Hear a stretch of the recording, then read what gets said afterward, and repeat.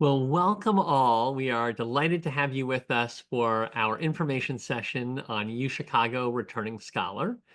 I want to welcome you to our gorgeous university, though it is covered in white today. So you can imagine this view being snow covered because, as any of you in Chicago know, it is a wintry day here. And we show this because this is the place where, should you decide to apply for and come into returning scholars, you will likely take your classes alongside our undergraduate and graduate students. So what we want to do over the course of this information session is welcome our guests who are the director of this program and three people who have participated in this as lifelong learners. We're then going to give you a snapshot of the program's contents and how you can potentially be part of it. And then we'll talk again to those individuals about their experience. And then finally, we'll go over the timeline and details. So my name is Seth Green, and on an afternoon like this one, I'm especially grateful to say I'm the dean here at the University of Chicago Graham School, and we're the home of lifelong learning. And we are thrilled to have this program in our school, which allows individuals to take classes across the entirety of the university and return to the life of the mind throughout their lives. And let me now ask Esther Pinion-Risque to introduce herself as director, and then I'm going to come to three of our former students in this program. Esther. Thank you so much, Dean Seth. I am delighted to be here. I'm Esther Pandian-Risky, and some of you may have learned about our programs already, but I've been here in this program, the Returning Scholars Program, for the last 10 years. So I'm very excited to meet you and to welcome you to our info session today. Thank you. Thank you. Can I go next if you're here, Ruben, to you, and can you introduce yourself?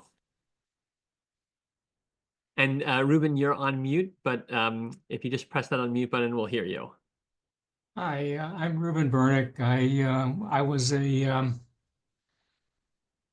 well, I'm not a retired senior vice president from Northern Trust, that's for sure. I'm a lawyer. But anyway, I was a student at the University of Chicago back in the 70s. I graduated in the classics department. And after about 50 years, I came back to take another classics course in Latin because that was part of my major. And that's who I am. Wonderful. Thank you. And thank you for correcting our mistake there. Ralph, can we have you share who you are?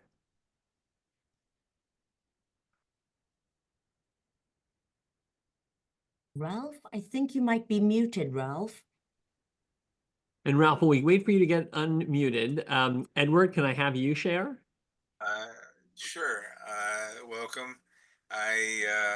First of all, I'm not a retired judge. I'm a professor at DePaul. It's Loyola now in criminal justice, and I have still a trial practice. And I came to the University of Chicago late in life to feel the adventure of ideas. And I'm very glad that I made that connection, and that's why I agreed to appear today to encourage others to have that experience. Great. Well, Ruben and Edward, thank you both for being here. I'm going to bring back up the slides. I have corrected our mistakes on them with apologies, and we will keep moving forward in the presentation. We're grateful to have you here as individuals who can speak to the program and look forward to your comments momentarily. So for those of you who are joining us who are wondering what is Returning Scholar, let's give you a snapshot.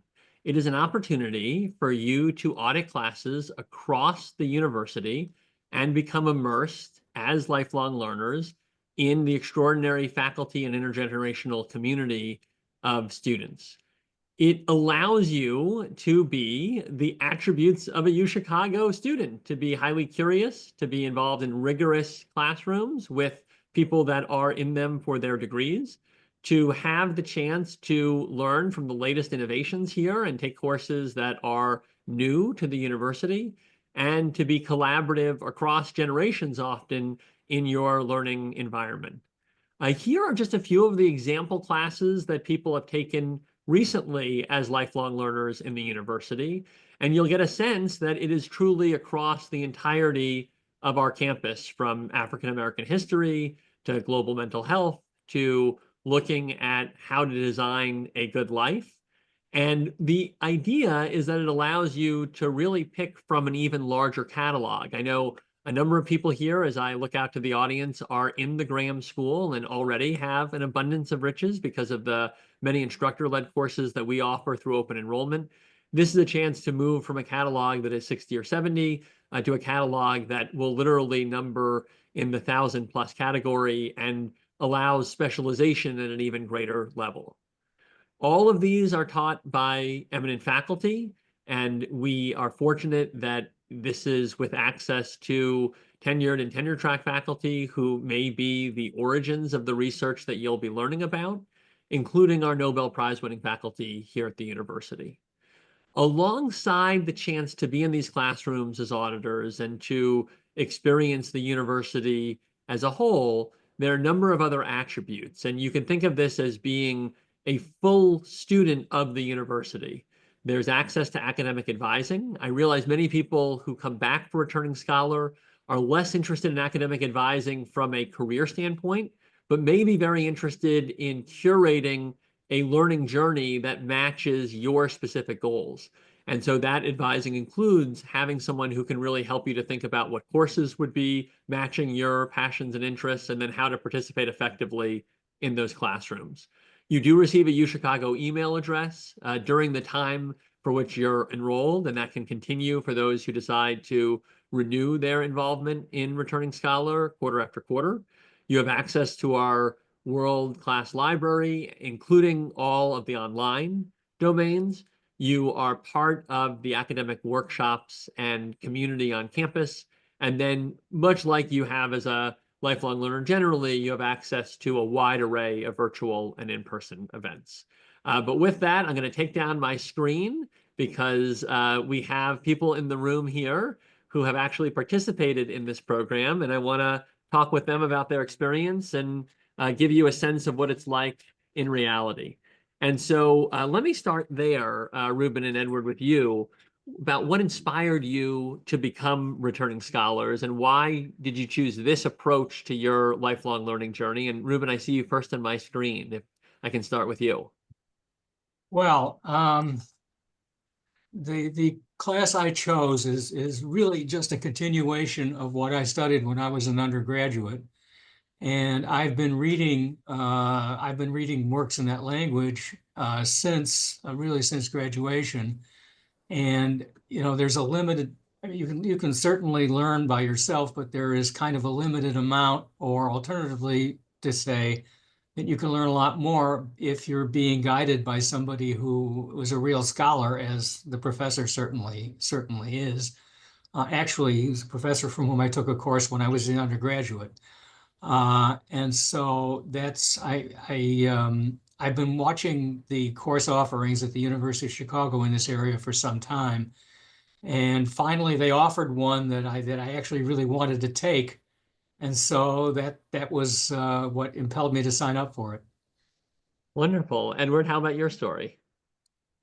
First of all, Ruben and I just realized we had taken a Greek course together. We'll talk to each other later about that. I think the two best things about Chicago are Lake Michigan and the University of Chicago, without question. I have still an active practice in law, and I am teaching law, but there's nothing as I get older like the life of the mind. And about the university, let me just quickly tell you, there is a collection of people who I would say are on the border of wisdom. They are on the frontier of their fields. It's intellectually electrifying. Very quickly, I can tell you, I was at a dinner party in my youth, and we were talking, impressing each other with how bright we are. And one of the guests, a young medical student, was talking about Don Quixote, very pretentious. And the host turned to this old man at the end of the table and said, Professor Lamb, what do you think about Don Quixote? And this old man, who was older by 4 decades than anyone else there, said, well, it's the fourth most important book ever written, Cervantes' Don Quixote. And he proceeded to tell us why. And then afterwards, I went and talked to him. And it was the year of the Olympics. He told us about the original Olympics. And I found out that Herbert Lamb at the University of Chicago had worked with Einstein, Fermi, and Heisenberg, the uncertainty principle fellow. Unbelievable. At the Yeah. frontier of his field. And I wanted to be around people like that. So that's my little story. Thank you, Edward. And on the phone, we actually have Ralph Stoll, who is also a returning scholar. Ralph, I think we can hear you now. Do you want to briefly Okay, share who you but are and how you came to this program? sure. You can hear me? Yep, we do. Okay, great. I'm sorry, I seem to have troubles with technology, but here we go. I actually took a PhD in the history of religions, focusing on India in 1984. And it turned out that maybe the best path for me was not academia, and that academia seemed to agree. So I ended up in development, and and fundraising, doing prospect research for a career while my wife held the academic position at UIC. I retired in 2016, and the issue of, well, what to do now came up. And I realized, I'd spent 7 years studying Sanskrit as part of my PhD program in the divinity school. And I kind of wanted not to lose that.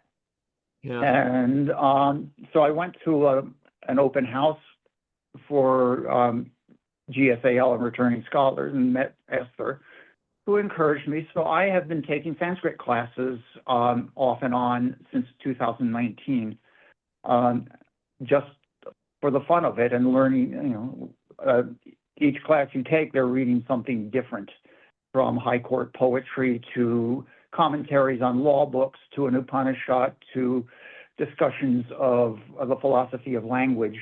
And each one gives me a different take on that. And since I'm married to an Asian Indian, to be able to study Sanskrit not only keeps my mind going, but keeps me in really good terms with my in-laws. Well, that's great. Well, so that's an additional motivation we should chronicle, because we didn't have impressing your in-laws on our materials about why to come to Chicago, but we'll definitely get that in there. If you can, add that on top of lifelong learning, all the better. Yeah.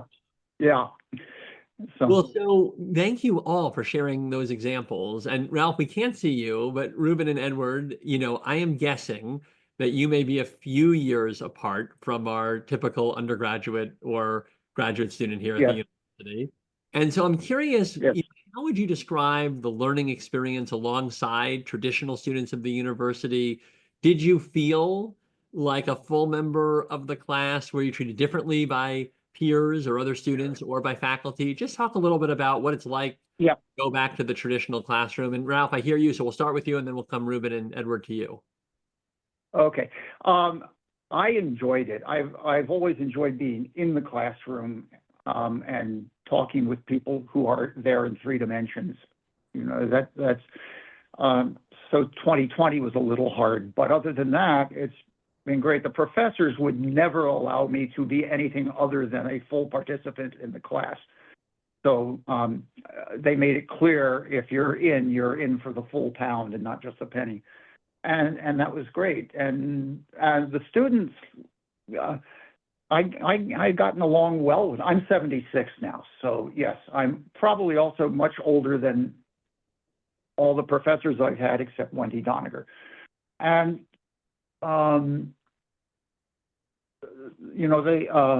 I just was, but I was just one of them from the standpoint of studying the text. And it was kind of fun to be able to tell them when I was a student here, this is where that was, and this is who was teaching this class, and they look at me sort of like I'm talking to somebody out of biblical times, you know, and I sort of enjoyed that. So Wonderful. it depends on who you're talking about. Ruben, how about your experience? Well, you know, I was at least 4 decades older than any student in the class, so yeah, I mean that's kind of an unbridgeable gap in a way. At the same time, these students, you know, they're students in the classics. They really weren't any different than I was at their age. So I didn't feel like, I mean, I didn't feel like this was anything strange.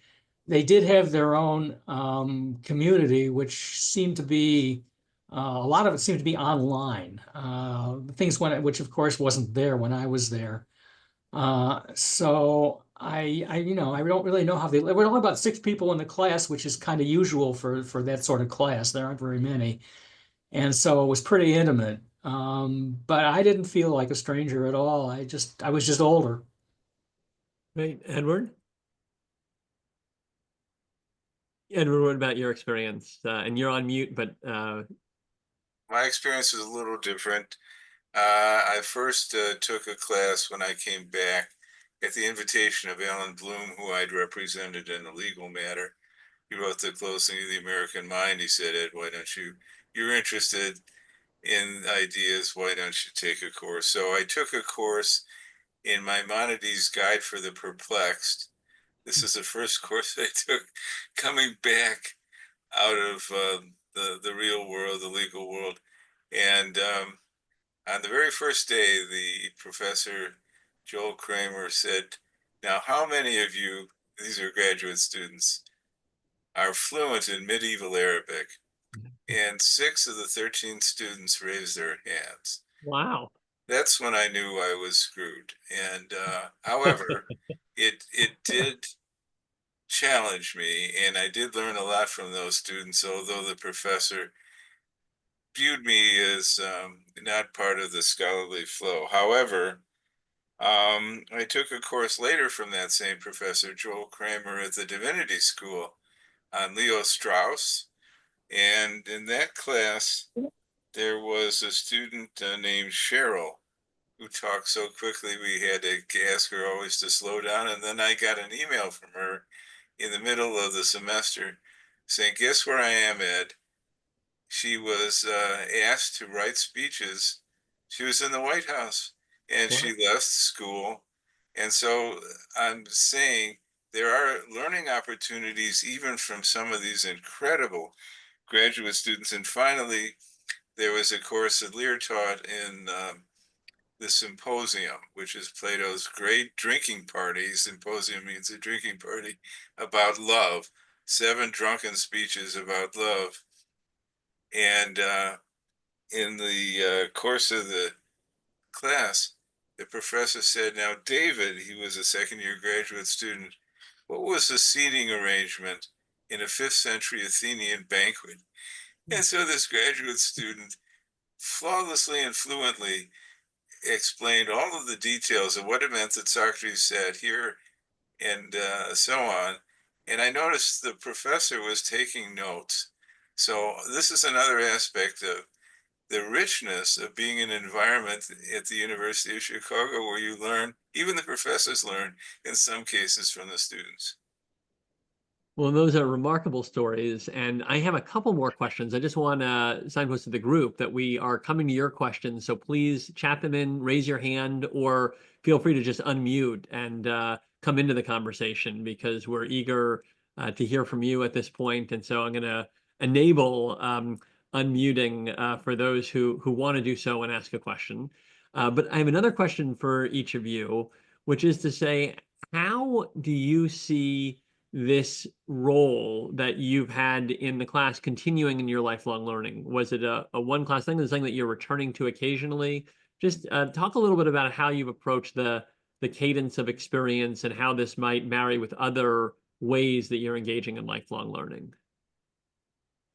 Ralph, do we have you? Do you want to start? Yeah. I'm not sure exactly what you're getting at here, but let me try. It's always good to remind oneself that there's learning to be done and that one is always a student if one is behaving properly. And the University of Chicago's classes are very encouraging on that particular point. When it came time to have discussion about something, or if there were questions, I was just one more questioner, one more learner among many. It was clear I was not from the background that a lot of them were. A lot of Indians in the class, but not exclusively so. So I was just, there were Japanese and there were a whole host of European peoples and so forth. So that I was just one more, small spice in the stew. And that made it easy for me. I mean, Sanskrit's never easy, but it made it possible for me to feel comfortable, and I don't have the impression I ever made anyone uncomfortable. So,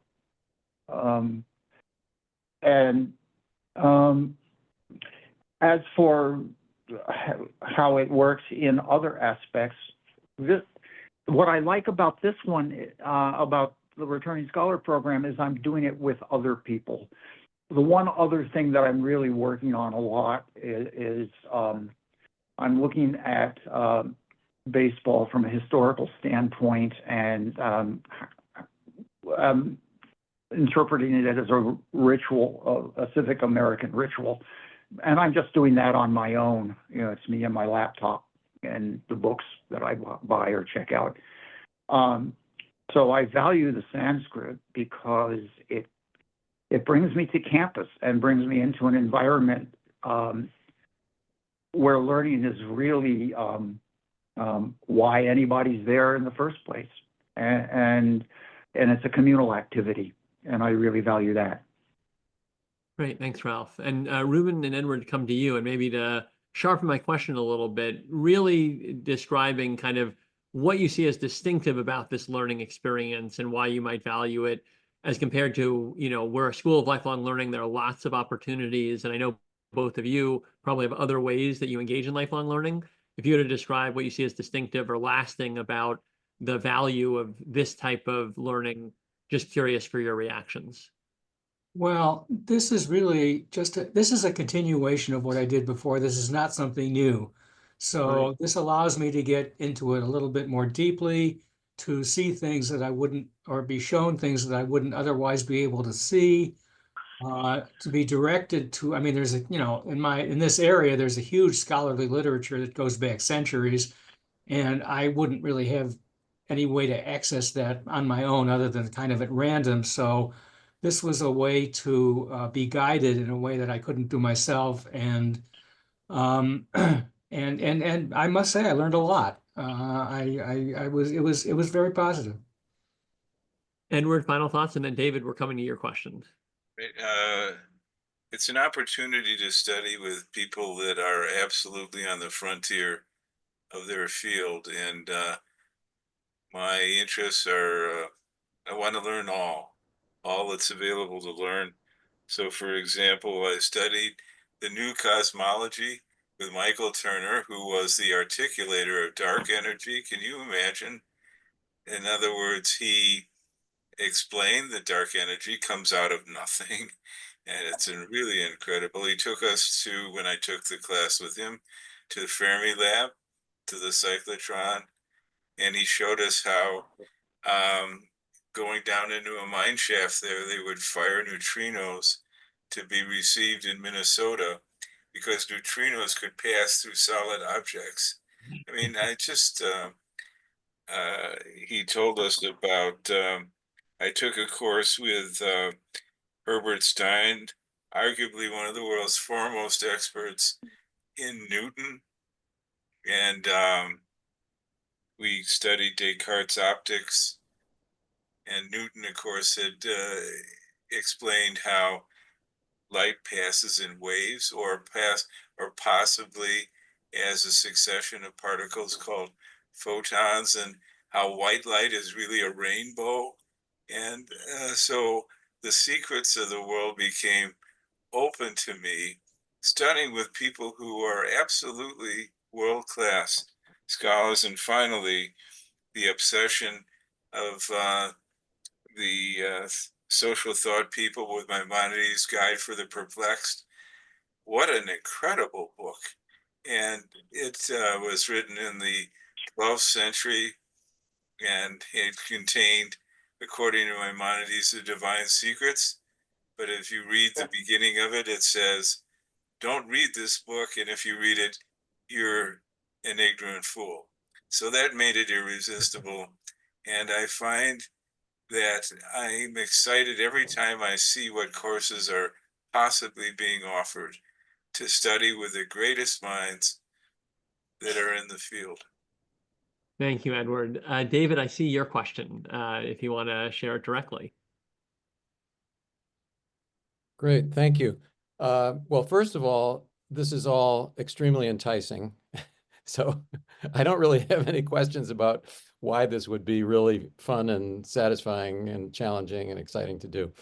I do have a few questions. I do have a few questions just about logistics. Yeah. And I don't know if this is part of your presentation that you're going to get to later, but cost, do you pay the same tuition as an undergraduate or a graduate student, or is there a different rate because you're basically only auditing? Is there any limitation? Is it only a subset of classes that would be eligible for this? I mean, for example, I majored in math. Yeah. If I wanted to go back and take, advanced algebra or something like that, would I be able to take sort of anything that undergraduates or graduates can register for, or is there some limitation? Great question. So I'll share my screen again for a moment because this is in the materials, but I'll also answer your specific questions along the way. So I'll just briefly start backward here on cost. The cost is less than the typical tuition, but it is still, especially for those who are familiar with some of our open enrollment courses in Graham, with a greater premium because of all of the cost involved in moving people into individual classes and kind of getting these spaces from the other divisions and departments. So the cost per course is $2,673 this academic year. And then there is a fee to become a graduate student of the university that you would pay once. If you took multiple courses, that would not have to be repeated, if that makes sense. So that is the cost structure. In terms of the course opportunities, it is anywhere in the university except the Pritzker School of Medicine. So that's the one exception to that opportunity. And then you, if you're accepted, you get to register 2 days after the students in that area get to register. So there is a possibility that some courses would be oversubscribed immediately. And in those rare cases, it's not possible. But I mean, Esther can speak to this. Overwhelmingly, people are able to access the courses that they want. And there are reasons why some courses are very popular or important because they might fill an important requisite that you need to get a certain concentration. It's not necessarily the course that you might think is most interesting also is the one that is oversubscribed. So I think the chance that what you're interested in is open is actually quite high, if that's helpful. And then in terms of just two other logistical matters while we're on them, for those who are interested, you apply by March 3rd, and then you join as soon as March 24th if you want to come in for the spring quarter. And this is an application-based process, and you can see here the different materials.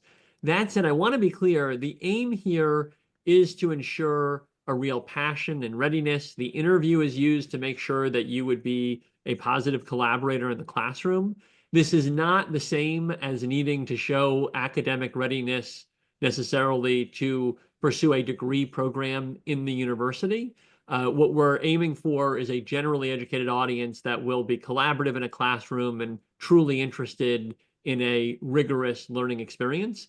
So we don't want this to intimidate in any way. The goal is not to see, an all A report card from your 40 years old college days. It's more to ensure that we're adding someone to the classroom that is serious, that wants to be a part of this learning environment, and that wants to contribute to it alongside hopefully gaining a lot.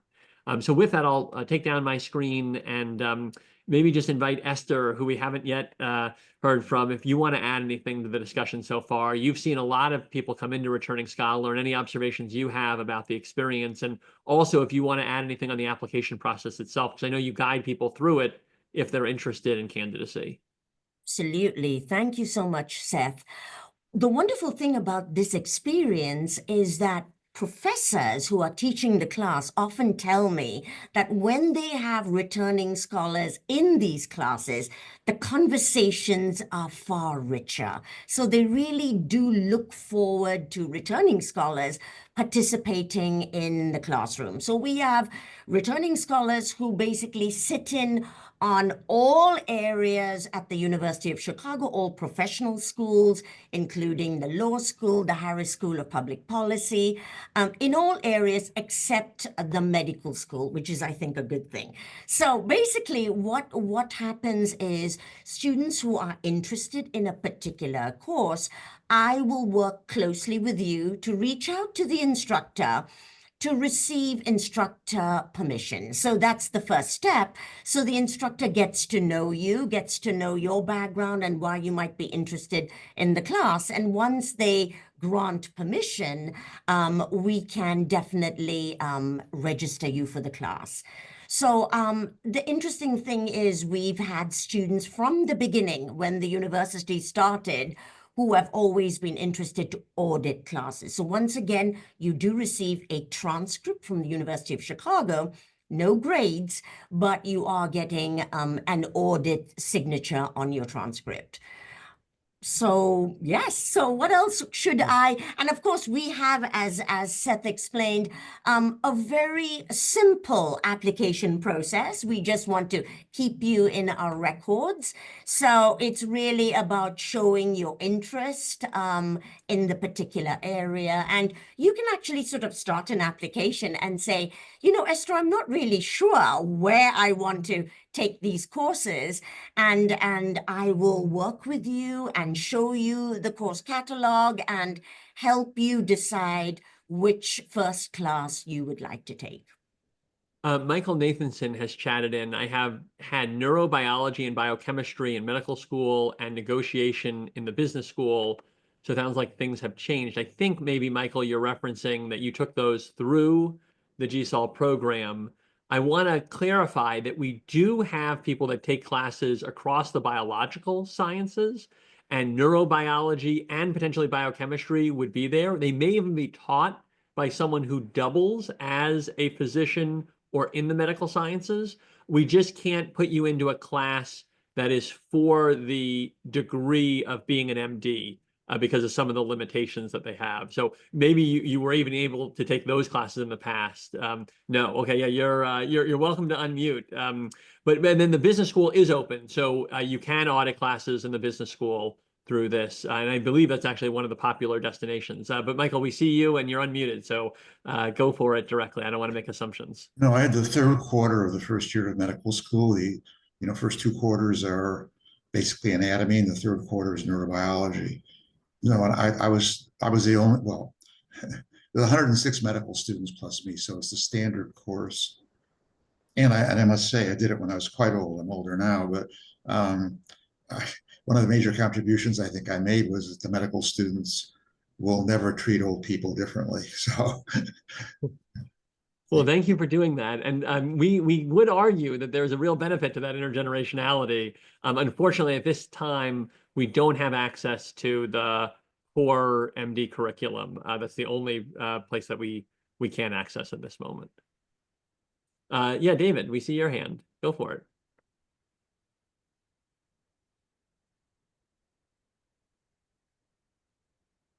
Oh, here, I will ask you to unmute. Maybe that'll prompt something on your end. Yep. There we go. We've got Great, you. thank you, thank you. Yeah, two more logistical questions. Please.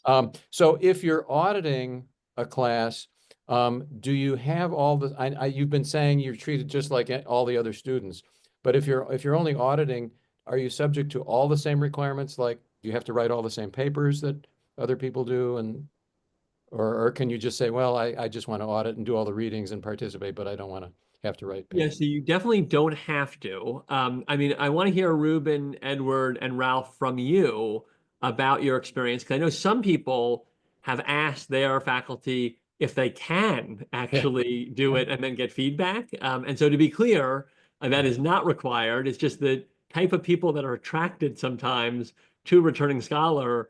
This is the place where fun comes to die.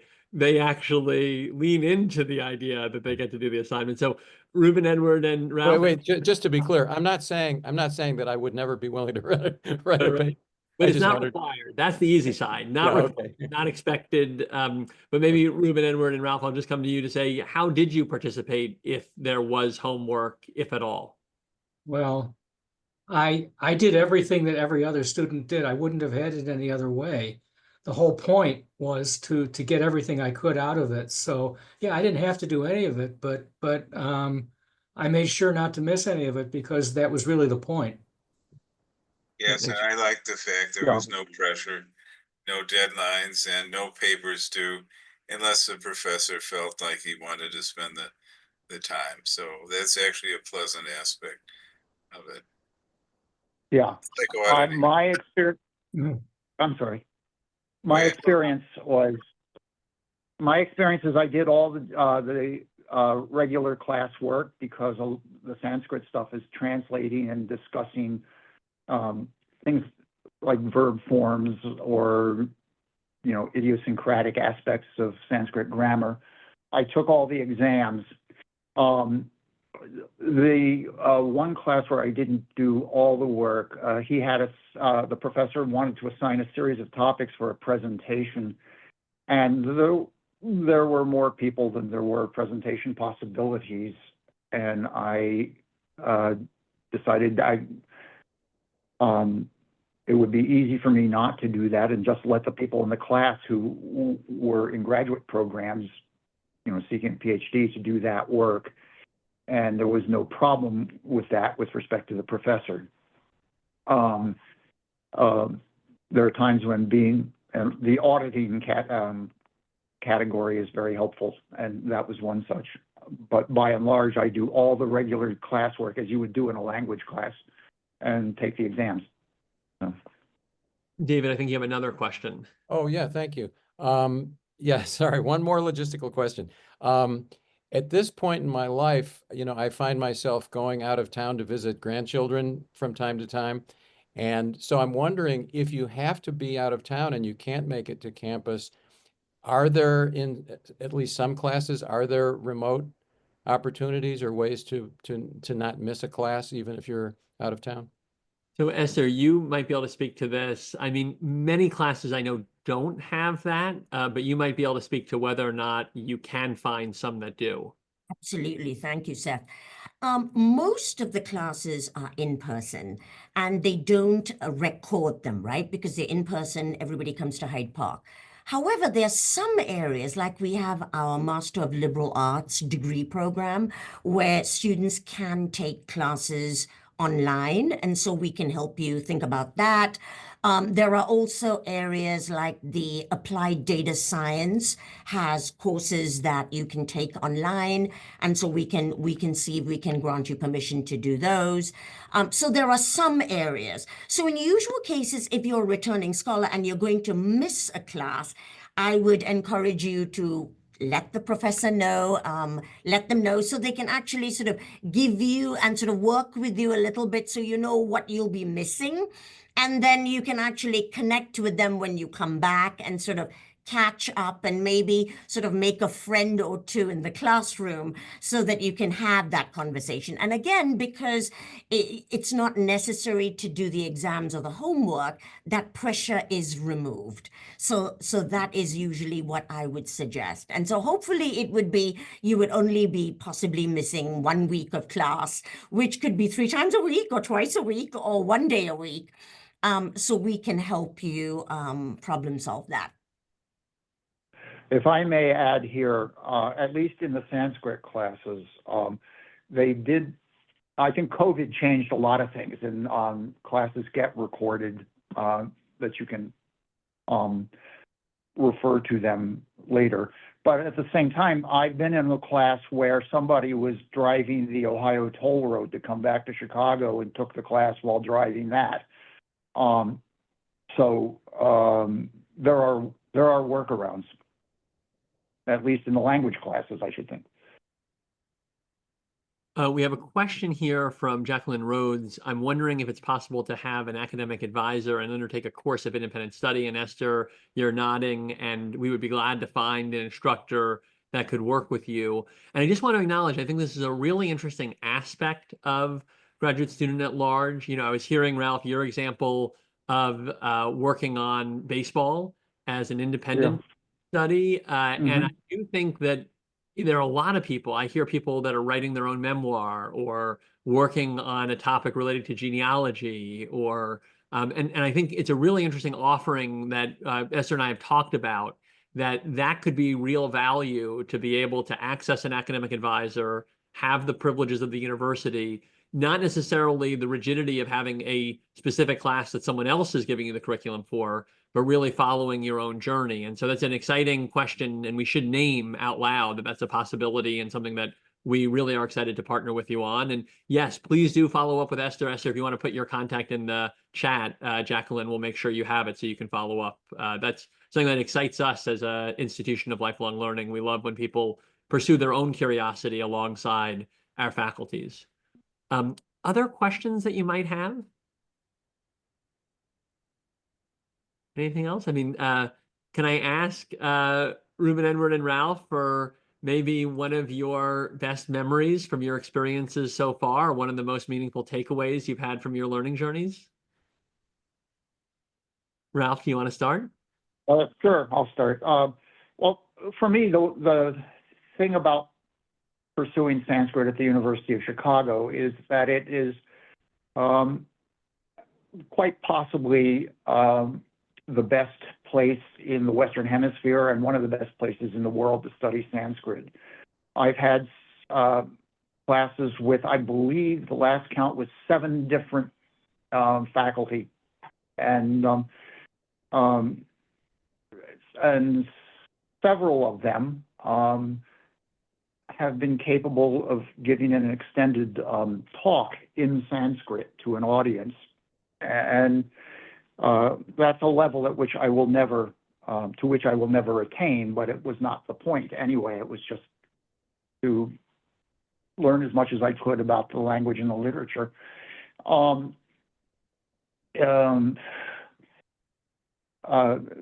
If there was, there are so many different ways, different experiences that are, you know, they seem mundane to the outsider, but they mean a lot. An insight that one gets, an observation the professor makes where you think, well, now wait a minute, and you can challenge the professor on that. In my case, it was talking about how you interpret the verb that conveys worms rising to the surface of the ground during the monsoon rains. And what, you know, and I got to sort of, I don't think I won that, but I got to challenge a professor on that who took it seriously. Yeah.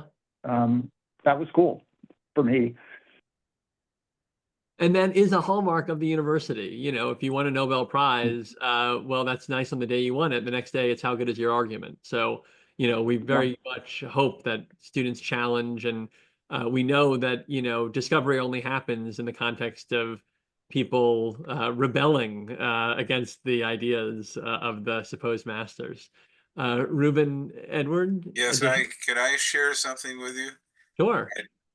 Do I have that ability to share? Let me show you. Oh, yeah, share your screen? Go for it, yeah. Do you see this? I started a program. I'm such a big fan of the University of Chicago to have junior college students in the city college system Yeah. study with Stryer. He gave a lecture on Paradise Lost. Can you see this? Yeah, we do. Yeah. And we see Wendy And Doniger, who's this is my below. program. It was an NEH grant. Yeah. And here's Wendy Doniger, just amazing. You were just referring to it. Look at her. I mean, she's just unbelievable. She has, I believe, a PhD from Oxford. And look at this. It just enchanted the students to have this kind of contact. Yeah. We had Bevington and Pippin and this Irwin Wow.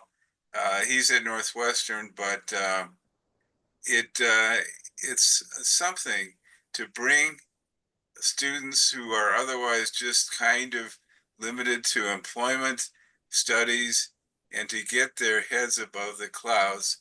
And so anyway, that's a testament to the university and my enthusiasm for it. I wish that I'm going to continue that program, but I also am going to continue to study Wendy Doniger, who has been mentioned. I watched her give a speech in Mendel Hall. Yeah. And I noticed that she was typing while she was giving the speech. And I asked her afterwards, what were you doing? And she showed me she was writing her next book. And unbelievable, the kind of brilliance that there is there. And why wouldn't you want to spend whatever intellectual energy you have to be next to incredible people like that, to study the sublime? Fishbane in studies, Hebrew studies, Paul Mendes Floor, Joel Kramer. Cropsey. It was unbelievable. It's exciting. Well, thank you for bringing the approach of the university to a broader audience and enabling that education for so many more. Reuben, you have the final word, and can I throw in a question here that came in? I know we're about to close, but it's about the style of instruction in the classrooms that you've experienced. And Jacqueline specifically mentioned St. John's, which also has a Socratic, or sometimes called the UChicago approach to discussion. Do you want to just, as you close and have your takeaway, maybe talk a little bit about what that classroom experience was like and if it resembled at all law school or other experiences in your life? Well, aside from actually going to class, there was since I was an undergraduate here, there was the physical feeling of being a student at the U of C again and walking through this this educational institution, this place of learning where this sort of feeling of learning, just at least to me, kind of exudes from the walls. That was the way I felt when I first got here, and being there again just physically brought it all back, totally apart from the experience of going to class. So that was actually a big thing that I wasn't expecting, because I'd been to back to the university before, but being a student there was quite different. The style of instruction, there really aren't too many styles of instruction in classics. There's really only one, and it hadn't changed any. You have class participation, you have translation, you have, there's two aspects to it. One is learning the language, and the other is learning about the context of the historical context of what is going on. So that was not different at all. Great. Well, this has been a wonderful discussion. Ralph, Edward, and Reuben, thank you both for your passion for lifelong learning and sharing that with others today. And thank you all for joining us, for your great questions. And we look forward to being a resource for those who want to return as scholars and continue your learning journey in what was called by Ralph correctly, one of the great places of learning of Sanskrit and so many other topics in the Western Hemisphere. So thank you, and looking forward to hopefully seeing many of you in the spring. It also happens to be, in my opinion, the most beautiful season to do what Ruben said and be on campus and take in the buildings and the botanic garden universe that is our university. Have a great afternoon, everyone. Thanks again. Bye. Thank you.